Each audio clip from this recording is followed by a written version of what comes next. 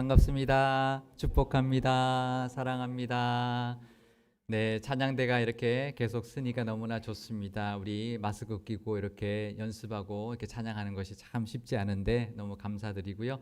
또 이제 주일마다 우리 대면 예배 드리면서 조금씩 더 많은 교인들이 이렇게 대면 예배에 나와서 같이 예배 드리고 있는데요. 지금 영상으로 예배 드리는 분들도 다음 주에는 또 우리 그 다음 주에는 또 추수감사절도 있고 하니까 다 예배당 나오셔서 함께 예배 드리는 은혜가 있으시기를 바랍니다.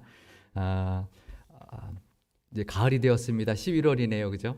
우리 가을이 되어서 우리 지난 달까지 예레미야서의 묵상이 끝이 났습니다. 아주 긴 말씀의 여정이었는데요. 그런데 제가 이 예레미야서를 묵상하는 내내 아주 특이한 점 하나를 발견하게 되었습니다. 그것은 바로 이 예레미야서에서 부르는 하나님의 이름, 호칭이었는데요. 예레미야 51장 33절 말씀을 제가 읽겠습니다.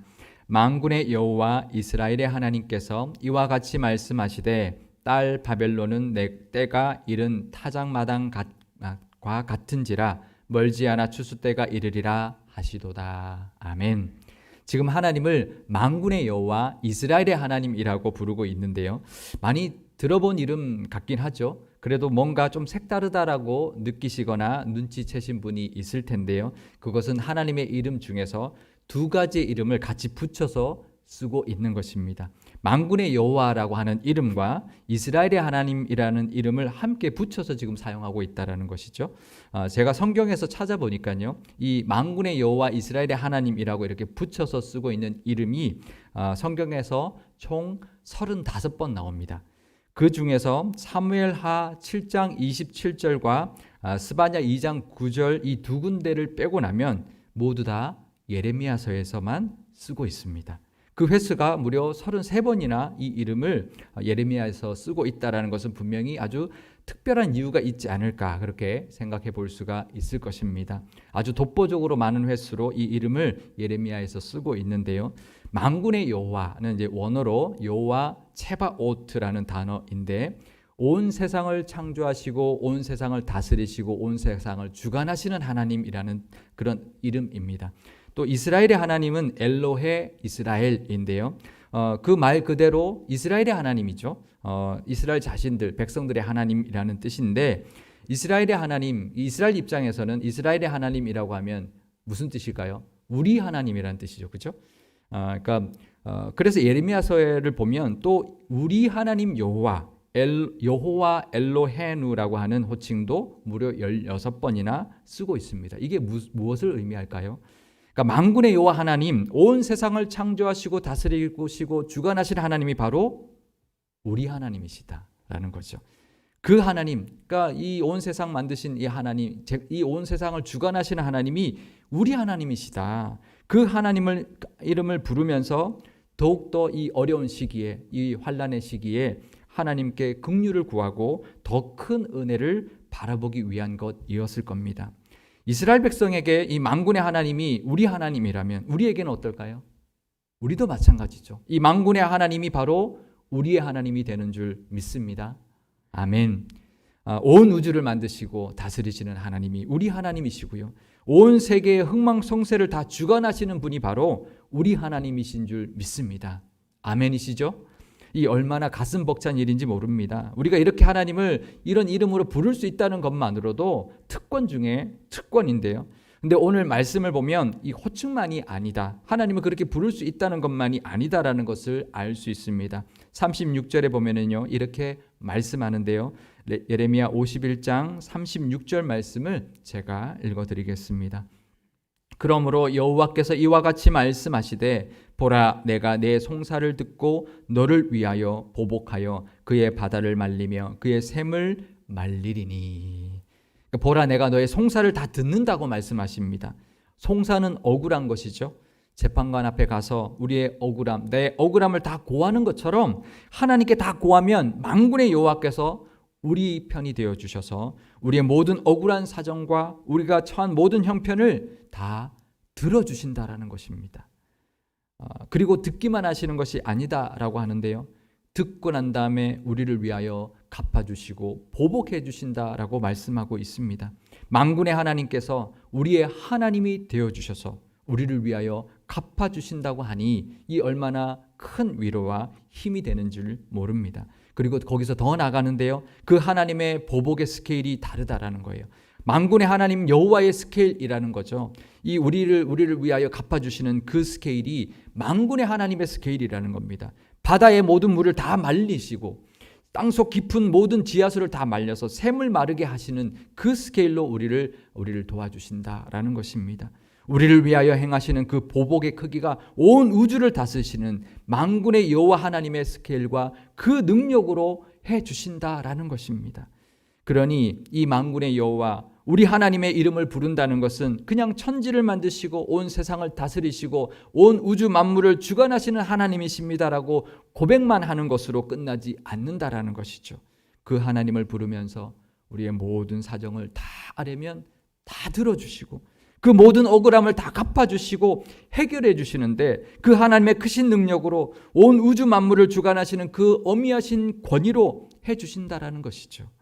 그래서 38절에서 40절을 보면은요, 우리를 해치려고 하는 그 대상이 사람이 되었든 어떤 상황이 되었든 마치 젊고 힘이 센 젊은 사자가 우리 앞에서 으르렁거리는 것 같이 보여서 우리가 두렵고 무섭지만, 하나님은 그 사자를 마치 어린 양이 도살장에 끌려가는 것 같게 해주신다라고 말씀하고 있는 것입니다. 그러니 우리는 이 만군의 여호와 우리 하나님의 이름을 부르면서 하나님만 의지하고 하나님의 선하심과 하나님이 우리를 향하신 계획하심이 있음을 믿고 나아가야 할 것입니다. 그래서 이 힘든 시기 가운데 힘을 내고 하나님이 우리 편 되어주시는 그 은혜를 누리며 살아가시는 저와 여러분 되시기를 바랍니다. 만군의 여호와 하나님이 우리 하나님이 되신다라는 것은 하나님이 내 편 되어 주신다라는 뜻이죠. 시편 118편 6절 말씀 우리 함께 읽어 보겠습니다. 여호와는 내 편이시라. 내가 두려워하지 아니하리니 사람이 내게 어찌할까. 아멘. 그 능력의 하나님께서 내 편 되어 주시니 이 어떤 상황 속에서도 우리가 두려워하지 않고 살아갈 수 있다라는 것입니다. 그런데요, 이 만군의 여호와 하나님이 내 편 되어 주시고 우리 하나님이 되어 주신다라는 것에는 함정이 있습니다. 그것은 우리의 모습과 우리의 영적인 상태에 전혀 상관없이 무조건 내 편 들어 주신다고 생각하는 것입니다. 그 함정에 빠져서는 안 됩니다. 만군의 하나님이 내 편 되어 주신다면 우리도 하나님의 편에 서 있어야 합니다. 내가 하나님의 편에 서 있지도 않으면서 무조건 하나님이 내 편 들어 주시는 것은 아니라는 것이죠. 그러면 이렇게 생각하실 분이 있을 겁니다. 에이, 그러면 내 편 아니지. 그게 무슨 내 편이야. 언제나 항상 내 편 들어줘야 내 편이지. 이렇게 생각하실 수 있을 텐데요.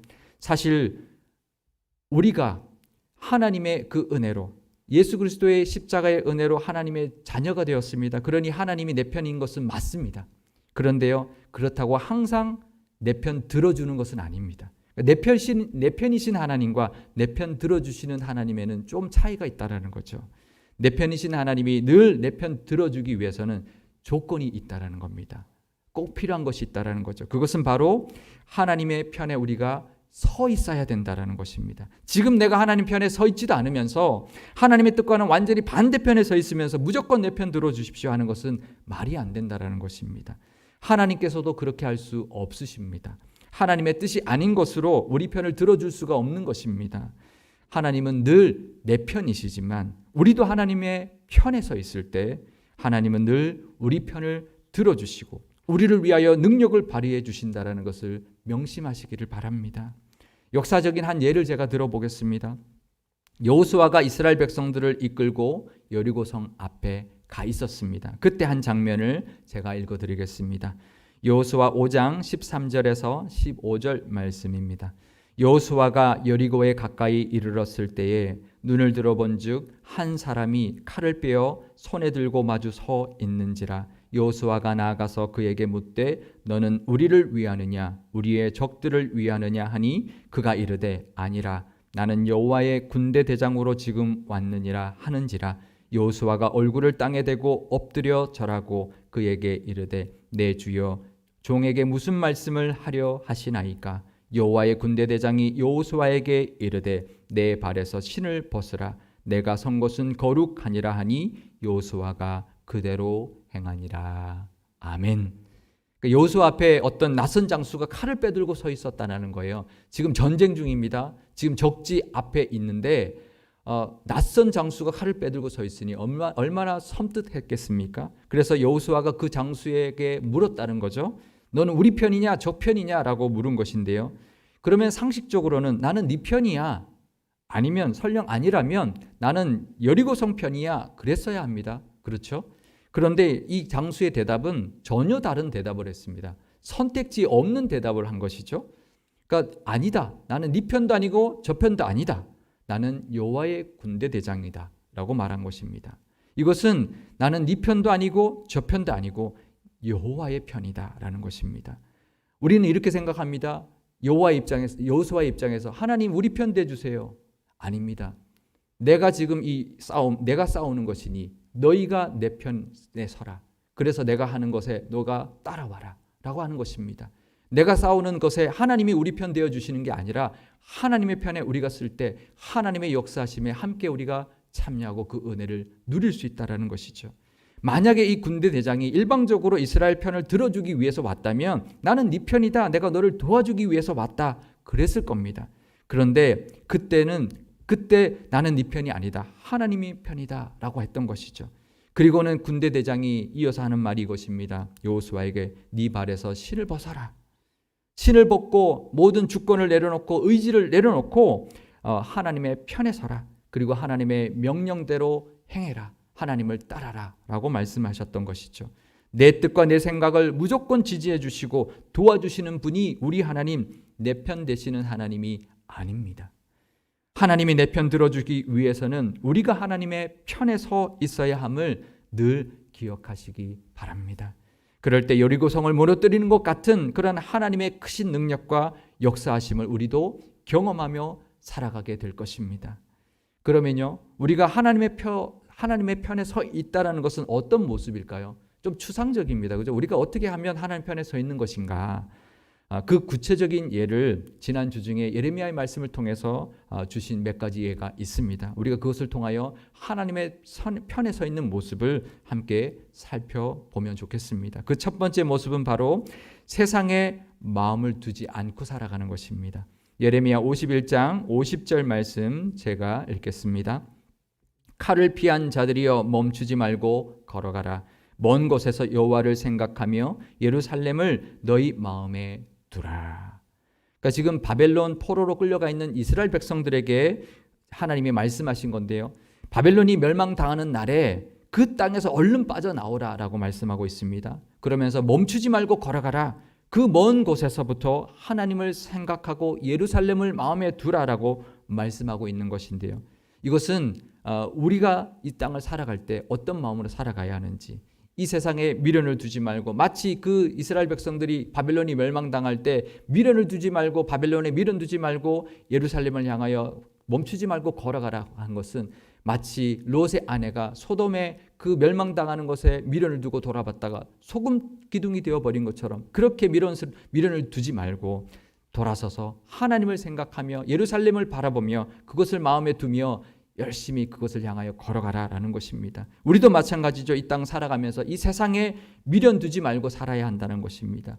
늘 하나님을 생각하고 하나님의 성전과 하나님의 거룩하신 뜻을 마음에 두면서 살아야 그것이 바로 하나님의 편에 서서 살아가는 모습이라는 것입니다. 어릴 때를 한번 생각해 보십시오. 부모님과 놀이동산 갔을 때도 있을 것이고, 어르신들은 아마 엄마 따라 시장 갔을 때도 있었을 텐데, 그때를 한번 생각해 보십시오. 아마 신기한 것들이 많아서, 구경거리가 많아서 그 두리번 거리다가 엄마 손을 놓치고 엄마 곁을 멀어져서 아마 길을 잃고 헤맸던 적이 있었을 것입니다. 그러면요, 그 엄마 품의 그 은혜, 혜택을 하나도 누리지 못하게 됩니다.